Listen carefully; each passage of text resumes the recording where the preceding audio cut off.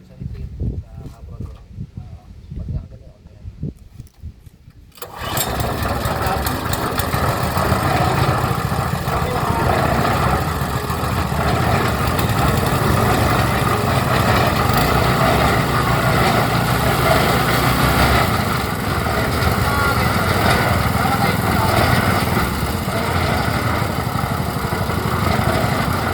May senaryo. Pagka-on mo, lagi mo choke, di ba? Diba? Choke.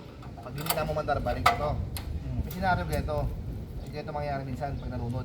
Pag choke mo nito, halimbawa, choke na ano, hinila mo, 5 beses, 6, ayaw mandar. Ganun muna. Iran mo na. Ginagawa lang yun kapag sinasabi ko na pag hila mo ito na 4 beses, 3, ayaw mandar, gawin mo na to. Pero dapat laging standard, choke, hila, pag umandar. Kambyuhan naman pala. Ngayon, dito pala sir, pagka hinihila nito, hanggat maaari huwag niyong bitawan. Hindi, naman pag hila mo, binibitawan. Hindi Ayun, nababasag yung ano. architect yung sinasabi ko. Nababasag kasi yung... Para di mabasag yung putik. Oo. Kasi ano naman ito, malambot na kahit. Ayan.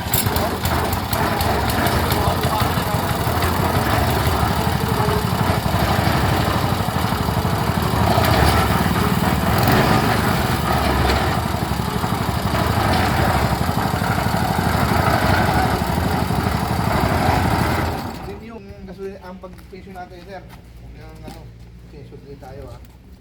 May langis na yan, ang paggamit first 20 hours ng paggamit nyo.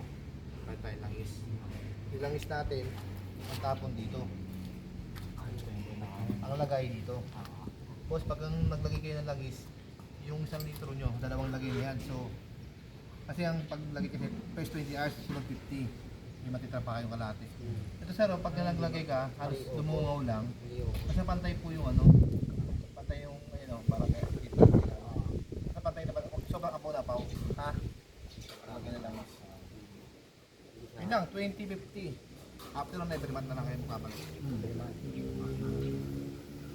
Parang ano lang po, overrating lang din. Dito kasi maaari sana po. Dito lang. Ang nangyayari po, pag nalagyan ito ng grasa, sige may iwasan kasi dapat ito ng buwang. Sige, na tumatag ito. Parang Yan na lang tubig, no?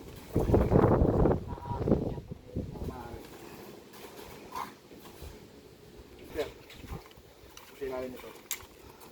Yan, pwede na.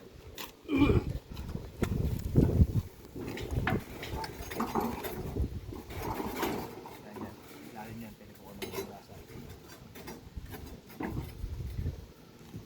Pupunta sa architect dito?